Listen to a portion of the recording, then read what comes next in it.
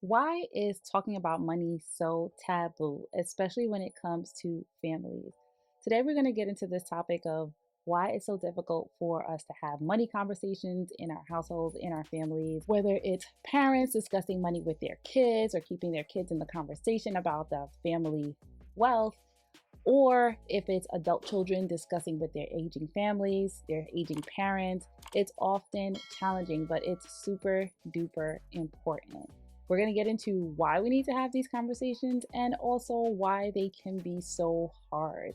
So stick to the end so you can start implementing these things and having these conversations more openly. So, why is money so hard to talk about?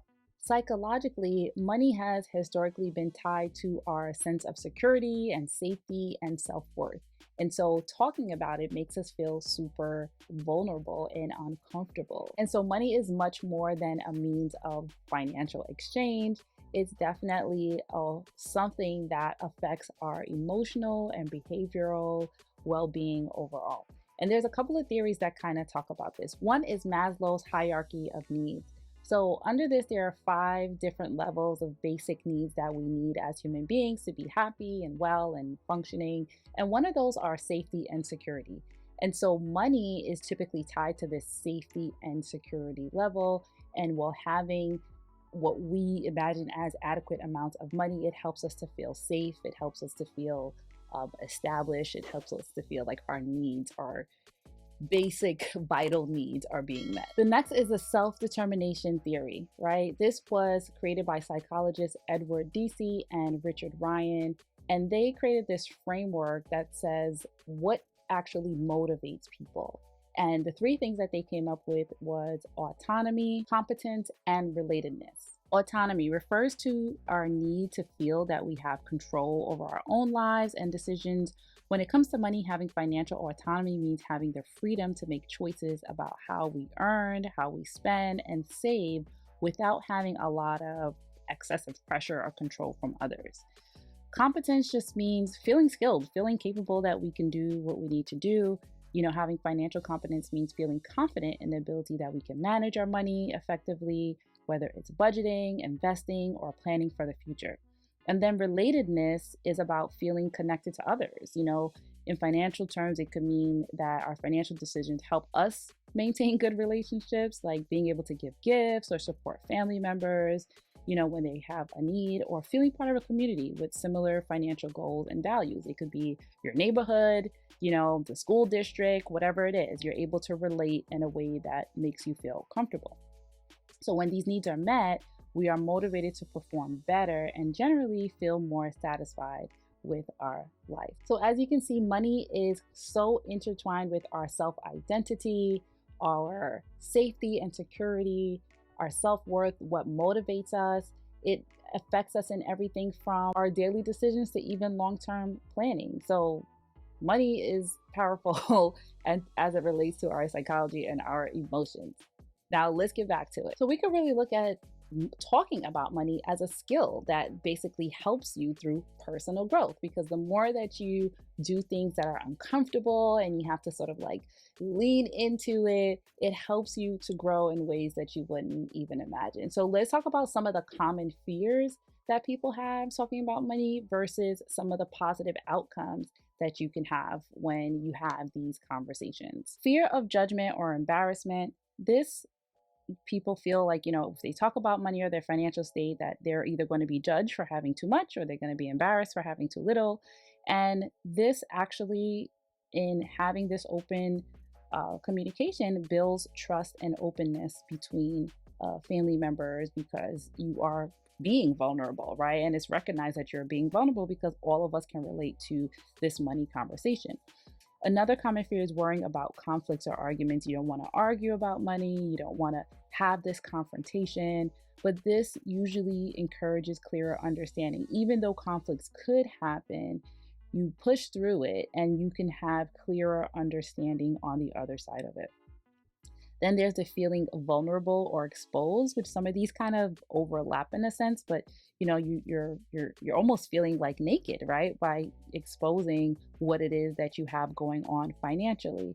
And this could, on the positive side, lead to shared financial goals, right? Because once you know where you are, You can make a decision for where you're going to go, and you can have clear shared goals as a family, especially when it comes to children and adults, because knowing where the children want to go and or where they don't want to go versus what the parent's ideal is can really help you all get on the same page. Fear of appearing incompetent can be a major one because, again, feeling that our basic need is not met, that we haven't measured up or we don't quite understand. This gives us an opportunity to improve financial literacy. Saying what you don't know or admitting to yourself what you don't know always allows you the opportunity to now learn and fill that gap. Then we have concern over strain in relationships. This can be strengthened. What we've seen or what we find, what history tells us is that this particularly strengthens relationships through transparency. Transparency always allows for the relationships to be strengthened.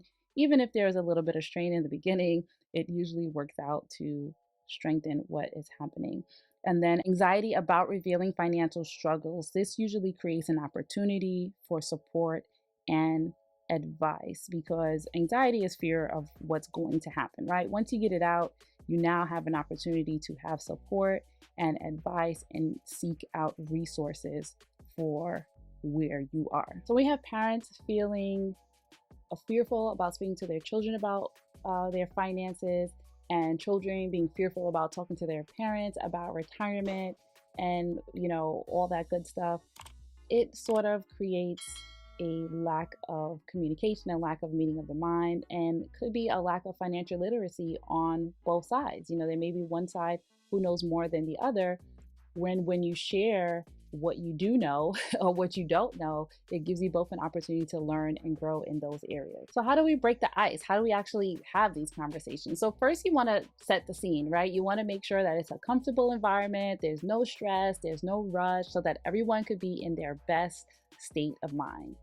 The next thing you want to do is make sure that you are giving an opportunity for everyone to be heard. It'd be a good idea to have everyone share either a financial win, not either, a financial win and a financial mistake or a financial gap in their knowledge, whatever it is. It'll be good to share those so you have both strength and you have both weaknesses. That usually cushions the blow for sharing what you want to share. Then you want to make sure that you are talking on the levels of the room. Read the room. If it's children, you want to make sure that you break things down in understandable ways to help them have just like a big high level picture of what's going on. If you're adult children and adult parents or what have you, then the level that you can have that conversation on. And it's important for not one side to dominate completely the conversation. You want to make sure that you're giving both sides an opportunity to share. You want to make sure that both sides have an opportunity to share any tools or resources. And I think it's also often great to include books. Maybe you can do a family financial book club, right? Where you guys are reading books about finances over periods of time, whatever is comfortable and makes it good for everyone, so that you can have an outside source, an objective source that you're getting information about, especially when it comes to planning for your future, when it comes to investing and all of that good stuff. Don't forget, there's also videos like this, there's podcasts, there's apps and tools to help you with budgeting and tracking your finances and meeting your particular goals. So make sure you tap into all those things as well. I hope this was helpful for you. There you have it. This is the journey in having these financial conversations and breaking things down and breaking down the barriers and talking about the feelings that we all have throughout this process and the feelings that we all have as it relates to money. Once you sort of, speak of the elephant in the room, everything starts to get better. Everything starts to become easier. Again, just like everything else in life, it is practice, right? So the more you do it, the more you get comfortable with it. Leave a comment. Let me know what you thought about this video. Don't forget to like and subscribe and share it with someone who needs to know. And I will see you next time.